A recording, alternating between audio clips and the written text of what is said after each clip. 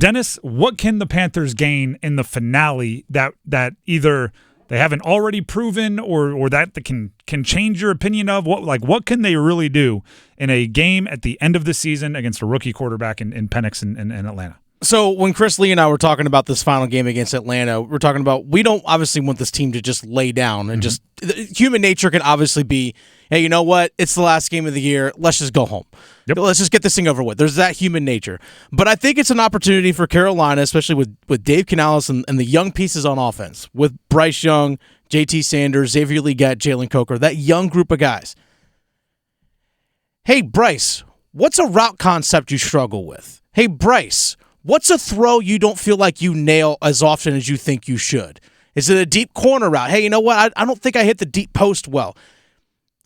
We're going to call those things for you. Let's be intentional about those. Hey, receivers, what's a route you struggle with? Hey, you know what? I feel like I struggle on the comeback route. I feel like I stop my feet, whatever it is. Okay, we're going to run those for you. JT Sanders, you haven't been involved since you've come back from your injury. Like, I think he has literally one catch since he's come back from he's been hurt. JT, we're going to make you the primary target on a few of these plays. Bryce throwing the ball, I don't care what the defense does, just to make sure that you incorporate these guys. I think it's still an opportunity for these guys to work on those things, especially going into an offseason where all those guys I just mentioned, you know are going to be coming back, and you also know that your head coach is going to be coming back.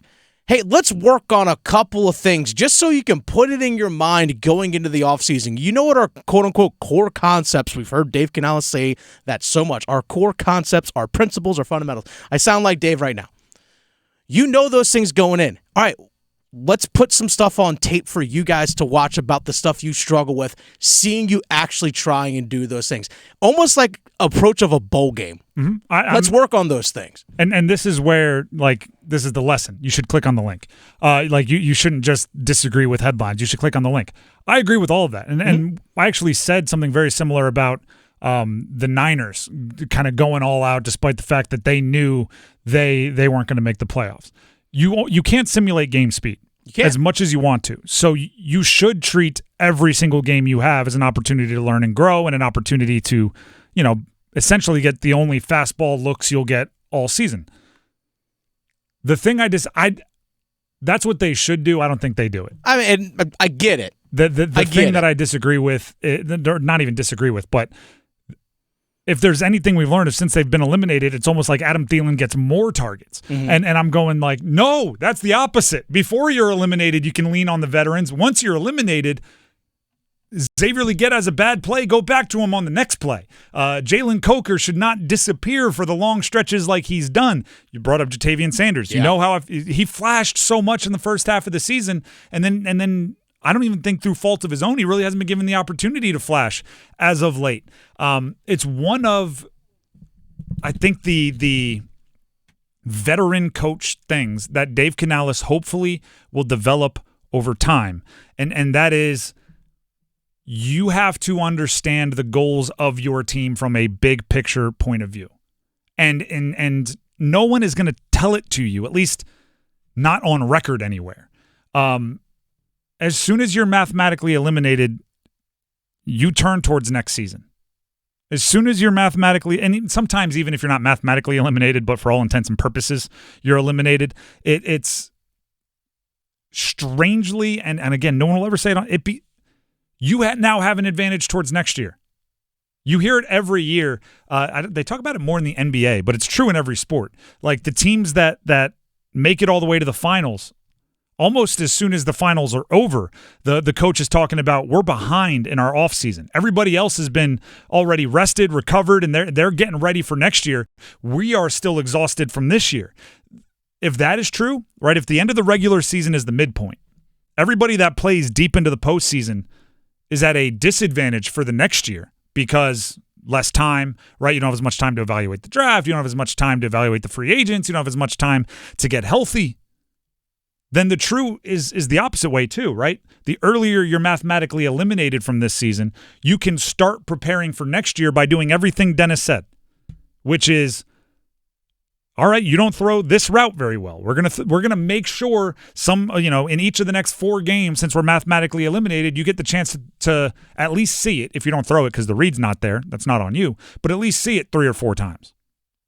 All right, Jalen Coker, you are a awesome little diamond in the rough we may have grabbed in an undrafted free agent. Let's see what it looks like if you're our full-time number 2. Because, hey, you're making the team next year.